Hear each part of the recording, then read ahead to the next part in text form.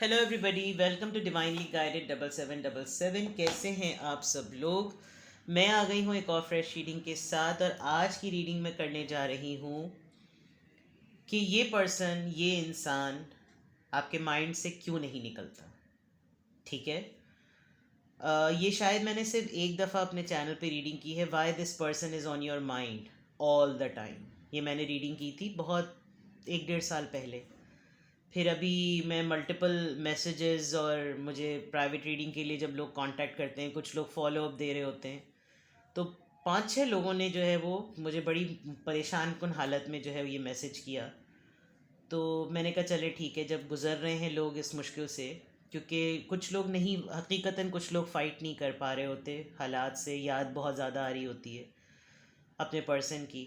तो देखते हैं कि ये इंसान क्यों आपके जहन से नहीं निकल रहा। जो भी इंसान है, ख़ातून हो मर्द हो, आप अपनी सिचुएशन को, लव पर्सन को, पार्टनर को जानते हैं अच्छी तरीके से।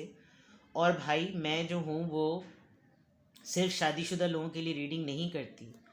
ये डिपेंड करता है, मैं हमेशा कहती हूँ कि आप अपनी स्टेज और फेस को अच्छी तरीके से जानते। तो स्टेज लव की भी हो सकती है और मैरिज सिचुएशन की भी हो सकती है, और फेज़ तो एक दौर होता है। आप प्रोग्रेशन में हैं अपने अफेयर में, या आप शादी के फेज़ में हैं, now it's up to you. आप रीडिंग वो उस तरह देखें, अपने पर्सन को माइंड में बिठाकर फिर आप इस रीडिंग को देखें, तो फिर आपको अंडरस्टैंडिंग होगी कि भाई किस हद तक ये रेजोनेट हो रही है, किस हद तक नहीं। ठीक है। तो अगेन ये रीडिंग सबके लिए है, जनरल है, कलेक्टिव है, बस मोहब्बत में होना ज़रूरी है, जाहिर सी बात है, तभी मैच करेगी। तो ये पर्सन आपके माइंड से क्यों नहीं निकलता। मैं सबसे पहले विस्पर्स ऑफ लव, यानी कि मोहब्बत की सरगोशियाँ, उसके ऊपर वहाँ उसमें से मैं कार्ड निकालती हूँ। उसके बाद मैं आपका पूरा रीड करूँगी कि ये इंसान आपके दिमाग पर क्यों छाया हुआ है। ठीक है। टाइमलेस है, जनरल है, कलेक्टिव है। जब कभी भी आपकी नज़र से गुजरेगी, आपका उस वक्त का मैसेज है।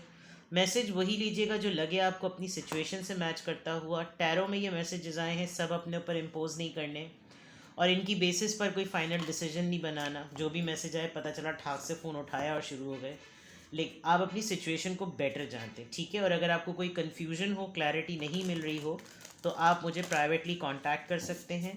डिस्क्रिप्शन बॉक्स में मेरा नंबर मौजूद है। इसी नंबर पे दोनों चैनल्स की रीडिंग प्राइवेटली मैं इसी नंबर पे करूँगी जो डिस्क्रिप्शन बॉक्स में है। मुझे व्हाट्सएप पे कनेक्ट करें। सिंगल क्वेश्चन मैं सिर्फ संडे तक ले सकती हूँ। डिटेल रीडिंग मैं संडे के बाद से नहीं लूँगी। सिंगल क्वेश्चन की गुंजाइश फिर भी होगी, लेकिन फिर आपको पता है रमज़ान का सिरा है। मैं अपने हर वीडियो में ये बात बावर करा रही हूँ कि मैं उसके बाद रीडिंग नहीं ले सकूँगी, तो प्लीज़ कोऑपरेट करें, और जिन जिनको जल्दी से रीडिंग लेनी है वो लेकर संडे तक डन डना डन डन कर दें। ठीक है। चलिए जनाब, ये इंसान आपके दिमाग से क्यों नहीं निकलता। ये दिमाग, ये मैं गई थी, ये दिमाग आपके इंसान से क्यों नहीं निकलता। हो जाता है ये इंसान। I am so sorry. चले, इस बहाने आप लोग भी हंस दिए, मैं भी हंस दी। ठीक है। चलिए जी, ये इंसान आपके माइंड से क्यों नहीं निकल। अब मैं जब कभी भी रीडिंग करूँगी ना, मेरे दिमाग में यही बात सबसे पहले आएगी। चलिए, ये इंसान आपके माइंड से क्यों नहीं निकलता। Be supportive, make a genuine effort to show you care. 45, आपकी एज हो सकती है 4+5 9। आपका बर्थ मंथ हो सकता है, आपकी डेट ऑफ बर्थ हो सकती है। आप जिससे मोहब्बत में हैं वो 45 इयर्स का हो सकता है। आप इस इंसान को बहुत अरसे से जानते हैं। देखिए, सबसे इम्पॉर्टेंट बात तो ये कि ये इंसान आपके दिमाग से इसलिए भी नहीं निकलता क्योंकि आप एक मॉरल सपोर्ट के लिए इस इंसान पर डिपेंडेंट हैं। एक ऐसी मॉरल सपोर्ट जो आपको कहीं नहीं मिलती। चाहे ये इंसान भी आपको नहीं देता होगा, लेकिन आपके माइंड में ये है कि मैं इससे दुख सुख कुछ भी शेयर करूं तो मुझे सुकून मिलता है। दैट इज़ वाई ये इंसान आपके दिमाग से नहीं निकलता, और आप कहीं ना कहीं इसके साथ अपना सब कुछ दुख सुख बांट के आप इसी के साथ एक ज़िद में आते हैं कि तुम मेरा ख्याल करो, तुम मेरा ख्याल रखो, तुम मेरे लिए एक जेन्युइन एफर्ट करो कि तुम मुझे दिखाओ कि तुम्हें मेरा कंसर्न है, तुम्हें मेरा ख्याल है। जबकि आप इसके लिए ये सब कुछ करना चाहते हैं, ये आपकी इस सपोर्ट को चाहता नहीं है। तो ये इंसान इसलिए भी आपके माइंड से निकलता है क्योंकि कहीं ना कहीं आपको ये पता है कि जब आप किसी ज़िंदगी के लम्हे में टूट रहे थे तो ये इंसान उस वक्त मौजूद था आपको सहारा देने के लिए। अब इसने तो अपना रोल प्ले किया और ये इंसान चाहे चला गया या अभी भी आपकी ज़िंदगी में है, उस तरह का स्पार्क या उस तरह के कनेक्शन और बॉन्ड अब नहीं है, लेकिन आपको ये लगता है कि मैं पे बैक नहीं कर सका टाइम पर, मैं इसको वो पे बैक नहीं दे सकी जो इसको भी डिज़र्व करता था। इसलिए ये कुछ कर्ज़ वाली बात आप समझ लीजिए कि आपको लगता है कि आपका कुछ कर्ज़ बाकी है अपने ज़मीर पर, अपनी ज़ात पर, इसको पूरा करने के लिए। आप कुछ करना चाहते हैं इस इंसान के लिए और इस इंसान को उस वो करने की ज़रूरत नहीं है, मतलब इसको आपके वो करने की ज़रूरत नहीं है जो आप इसके लिए करना चाहते हैं। इसलिए भी ये इंसान आपके माइंड में नहीं निकलता। और सबसे एक इम्पॉर्टेंट बात, इस इंसान ने आपको ये दावे के साथ कहा हुआ होगा कि जब कभी भी तुमको मेरी ज़रूरत होगी मैं हूँ तुम्हारे पास, जब तुम्हें मेरी ज़रूरत पड़ेगी मैं हमेशा एक आवाज़ पर वापस आऊँगा या आऊँगी। तुम ये मत समझो मैं तुम्हारी ज़िंदगी में नहीं हूँ, ये तुम ये मत समझो कि मैं तुम्हारी ज़िंदगी से चला गया या चली गई। लेकिन अब यह है कि आप वाकई शायद वक्तन फ़वक्तन इस इंसान को इस तरीके से याद नहीं करते, आपके दिमाग पे तो पूरे वक्त छाया हुआ है, लेकिन आपको कभी कभी इसका कोई कोल्ड एटीट्यूड जो है ना, पुश ना होने पर फोर्स करता है, जिसकी वजह से आपके दिमाग में तो ये है लेकिन आपकी एफर्ट में ये आदमी नहीं है। हैव पेशेंस, सब्र करें। अगर आपको इस इंसान को अपने दिमाग से निकालना है तो सब्र करें। Love is patient and kind always. इस इंसान ने आपको बहुत इम्प्योरिटीज़ में रहने के बावजूद भी बड़ा प्योर फील कराया है। ये आपकी ज़िंदगी का वो वाहिद इंसान है जो आपकी सोल से आपको जानता है, और ऐसा आपको आपके बहुत से क्लोज्ड वंस ने भी फील नहीं कराया। बिकॉज जो कमल का फूल होता है वो तालाब में होता है, और तालाब आपको पता है कि कीचड़ है, ऑल्दो वो एक ज़मीन का एक हिस्सा है, और वहाँ उस फूल का उगना इस बात की दलील है कि अल्लाह ताला ने किसी खूबसूरत चीज़ को किसी गंदगी में भी पाक साफ़ रखना होता है तो रखता है। तो ये एक ऐसा इंसान है क्योंकि आप अच्छी तरीके से अपने किरदार को, अपने ज़मीर को, अपने ज़र्फ़ को, अपनी ज़िंदगी को, अपने अमल को जानते हैं, जिसकी वजह से आपको यकीन है कि ये वो वाहिद इंसान है जो कि मुझको मेरी वजह से पसंद करता था या करती थी। तो भी आपके जहन में मुस्तकिल होता है, और आपकी इनोसेंस की दलील सिर्फ ये इंसान दे सकता है या दे सकती है। जेंडर आप अपने हिसाब से कर लीजिएगा, इस वजह से भी ये इंसान आपके दिमाग से नहीं निकलता। Forgiveness. Nothing is gained by holding on to the past disappointments. ये इंसान आपके दिमाग से इसलिए भी नहीं निकलता कि आपने अभी तक इसको उस गलतियों की वजह से माफ़ नहीं किया जिसकी वजह से आप इससे नाराज़ हैं। Forgiveness. आपको लगता है कि वक्त पलटेगा, उसी तरह के हालात होंगे, उसी तरह से मोहब्बत रिवाइव होगी, उसी तरह से एक फ़िल्म की तरह रिवाइंड बटन चलेगा, हम दोबारा से वैसे ही लवर्स की तरह मिलेंगे, हमें फिर दोबारा से वही मोमेंट्स रीलिव करने के लिए मिलेंगे, और फिर जब वो गलती वाला लम्हा आएगा तो मैं पॉज बटन दबाकर इसको कहूँगी कि मैं तुमसे नाराज़ हूँ और मैंने तुम्हें इस गलती की वजह से माफ़ नहीं किया। ये चीज़ है जिसकी वजह से ये इंसान आपके दिमाग से नहीं निकलता। दूसरे एंगल पे अगर मैं देखूं तो यही कुछ इस पर्सन के भी माइंड में है। आपने कुछ ऐसा कर दिया जिसकी वजह से या तो इसको आपसे माफ़ी मांगनी चाहिए, या आपने इसके साथ कुछ ऐसा कर दिया कि आपको इससे माफ़ी मांगनी चाहिए। बिकॉज़ यहाँ पर जितने भी कार्ड्स एक तरीके से आ रहे हैं वो मुझको वाइस वर्सा रीड करने पड़ रहे हैं। हर जगह पर दो दो लोग हैं, दो कैरेक्टर्स हैं, दो कपल्स हैं, दो ही लोग हैं, दो सोल्स हैं सिवाय इस कार्ड के। लेकिन ये भी दो इस तरह से कि वो तालाब में जो अपना मिरर देख रहा है वजूद, उसमें भी दो चेहरे नज़र आ रहे हैं। तो क्यों ये इंसान आपके माइंड से नहीं निकलता? क्योंकि कुछ तो मामलात बाकी हैं जब आपके बोलने की बारी होती है तो ये खामोश हो जाता है, ये गायब हो जाता है। जब इसके बोलने की बारी होती है तो आप कुछ सुनना नहीं चाहते, आपके दिल में वो खलिश बाकी होती है, आप इसके वापस आ जाने का ही धमाल मचा रहे होते हैं कि चलो वापस तो आए। बोलने का टाइम जब तक आता है तो वो फिर छलावे की तरह गायब। तो इन बातों की वजह से ये इंसान आपके माइंड से नहीं निकलता।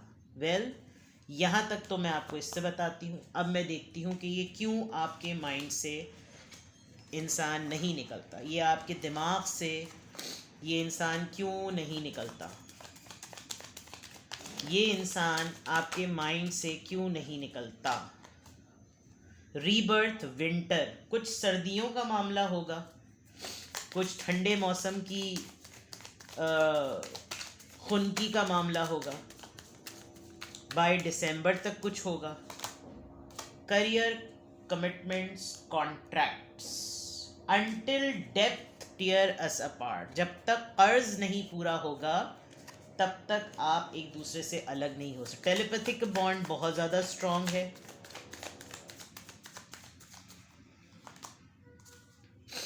सेल्फ लव, क्रिएशन, इंटेंशंस, इस पर्सन को आप मगरूर लगते हैं, आपको ये पर्सन मगरूर लगता है। दोनों एक दूसरे को अपनी इज्जत का, घमंड का टैग लगा कर एक दूसरे से दूर हैं, लेकिन सोचते रहते हैं। क्यों ये पर्सन आपके माइंड से नहीं निकलता। इन्फिनी, ब्रेक थ्रू, कुछ अनकही बातें कहकर आप दोनों एक दूसरे से अलग हो गए हैं। जो बात कहने की थी वो बोली नहीं, खाम ख्याली की गुफ्तगू हुई और फिर आप दोनों पोल्स अपार्ट हो गए हैं। क्यों ये पर्सन आपके माइंड से नहीं निकलता। अनएक्सपेक्टेड, कुछ ना कुछ तो आप दोनों के दरमियान ऐसा हुआ जो आप लोग सोच नहीं सकते थे। आपका फॉल्ट है या उसका फॉल्ट है, लेकिन ऐसा थंडरिंग ज़रूर हुआ जिसकी वजह से आप दोनों अपने अपने सोलमेट्स के साथ भी नहीं हैं, आप दोनों अपने अपने कार्मिक पार्टनर के साथ हैं, या कोई चीज़ ऐसी रिलेशनशिप में होते होते कार्मिक हो गई जिसकी वजह से आपके जहन में कुछ दिनों के, कुछ अरसे के गुजरने के बाद आपको इस पर्सन का पता चला और इस पर्सन को आपकी वर्थ का पता चला। तो उस पॉइंट ऑफ व्यू से भी ये चीज़ बैलेंस नहीं है अब तक, और जब तक बैलेंस नहीं होगा, ये जो डेप्थ अपार्ट वाली बात थी, तब तक मामला जो है वो सेटल नहीं होगा। क्यों ये पर्सन आपके माइंड में मुस्तकिल है। क्यों ये पर्सन आपके माइंड में मुस्तकिल है। क्यों ये पर्सन आपके माइंड से नहीं निकलता। एक्सप्रेस योर लव, खुलकर बातें नहीं हुई, वो मैंने आपको पहले ही बता दिया कि जो बातें करनी थी वो की नहीं और बाकी सारी बातें हो गई। फ्लर्ट, आप दोनों एक दूसरे की कंपनी को बहुत इन्जॉय करते थे, इन्जॉय अब भी करते हैं। आप लोगों के मोमेंट्स जो हैं वो एक दूसरे के साथ बड़े चेरिश्ड मोमेंट्स हैं और आपको वो फन लविंग टाइम अच्छा लगता है। सेपरेशन, गलत टाइमिंग्स पर सही पार्टनर्स अलग हो गए, जिसकी वजह से भी ये इंसान आपके माइंड से नहीं निकलता। Give your relationship a chance. Forgiveness वाली बात मैंने ऊपर कही थी ना, एक मौका मिले तो या तो आप इसे माफ़ कर दें या ये आपसे माफ़ी मांग ले, या तो आप इससे माफ़ी मांग लें या ये आपको माफ़ कर दे। कहीं ना कहीं कुछ उधार और कर्ज बाकी है। ठीक है, अब मैं आपके लिए टैरो से चेक करती हूँ कौन सा टैरो डेक निकालूं मैं। हाँ जी, चले गिल्डेड निकालते हैं। क्यों ये पर्सन आपके माइंड से नहीं निकलता। क्यों ये पर्सन आपके माइंड से नहीं निकलता। क्यों ये पर्सन आपके माइंड से नहीं निकलता। Give me 3 cards. S of cups, एक तो आपको इस इंसान से अनकंडीशनल मोहब्बत है, बेइंतहा मोहब्बत है, यानी कि आपको इस इंसान से इतनी मोहब्बत है कि आप इसके बारे में किसी से बात करना शुरू करेंगे तो आपकी आंखों से आंसू बहने लगते हैं। आपको इस इंसान से ऐसी मोहब्बत है। इस दुनिया में आप किसी चीज़ से कंपेयर नहीं कर सकते, किसी मादी चीज़ से आप कंपेयर नहीं कर सकते। कोई यूनिवर्सल ट्रुथ वाली बात है तो अल्लाह माफ़ करे वो बिल्कुल अलग है, उससे तो कोई मुकाबला ही नहीं। लेकिन कुछ तो अल्लाह की तरफ से भी काम हुआ है कि अल्लाह ताला ने, आपने इस पर्सन को कुछ ज़्यादा ही सुपीरियॉरिटी दे दी कि खुदा ने कहा कि इसको ज़रा अलग ही कर दो, ताकि इश्क़ मजाजी और इश्क़ हकीकी में इस इंसान को फ़र्क नज़र आए। जिस लेवल की आपको इस इंसान से मोहब्बत है ना, अल्लाह ने गेम किया है आपके साथ। द वर्ल्ड, ये एक ज़िंदगी का फेज़ था, आपके साथ होना था। जो कुछ भी है, आपकी जो भी सिचुएशन है, आप अभी भी इस पर्सन के साथ कांटेक्ट में होंगे, लेकिन वो जो शिद्दत और तड़प होती है ना, वो आप अपने दिमाग से नहीं निकाल पाते। 9 ऑफ पेंटिकल्स, क्यों ये पर्सन आपके माइंड से नहीं निकलता? इस इंसान ने आपको आपके अपने आप से मिलाया है। इस इंसान ने आपको ऐसा बना दिया कि आप किसी के ऊपर भी मोहताज ना बने। और जब आप वो सब कुछ बन गए तो आपको इस इंसान की ज़रूरत है, और ये इंसान अब आपकी लाइफ में उस तरह नहीं है जैसे ये आपकी ज़िंदगी में आया था। इसलिए भी आपको आपके दिमाग से ये पर्सन नहीं निकलता।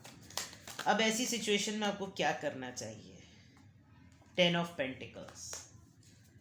चलें पहले और कार्ड्स आने दें। 2 of pentacles, night of cups, 3 of swords. देखिए, आप बहुत सारी ब्लेसिंग्स के होने के बावजूद भी अपनी फैमिली पे फोकस नहीं कर पा रहे, चाहे मैरिड हो गए हो या अनमैरिड हो गए हो। आप दो तकलीफ़ों की वजह से अपनी मौजूदा खुशियों को इस सवाल के नीचे ज़ाया कर रहे हैं। तो आपके लिए एडवाइस ये है कि अपनी मौजूदा ब्लेसिंग्स पर शुक्र अदा करें। ये इंसान आपकी ज़िंदगी में अगर आपको इंडिपेंडेंट बना गया तो अब जगल करना छोड़ दें। ये मैं इसके बारे में मुस्तकिल सोचूं, ये मेरी ज़िंदगी में शामिल, मेरी सोचों में शामिल, पर मेरे पास क्यों नहीं। माफ़ कर दें इस इंसान को। इस इंसान ने आपका कहीं ना कहीं डिलिबरेटली दिल दुखाया है। अगर आप इसको नहीं माफ़ करेंगे, आप अपने साथ अपने आप को भी माफ़ नहीं करेंगे और जोड़े रखेंगे उस तकलीफ़ को जो आपने गलती की फॉर्म में कर दी है। तो अपने आप को माफ़ करें ताकि इसको भी माफ़ कर सकें। जगल करना छोड़ दें और मौजूदा वक्त के साथ खुश रहें। ठीक है, अपना बेहद ख्याल रखिएगा। Bye bye.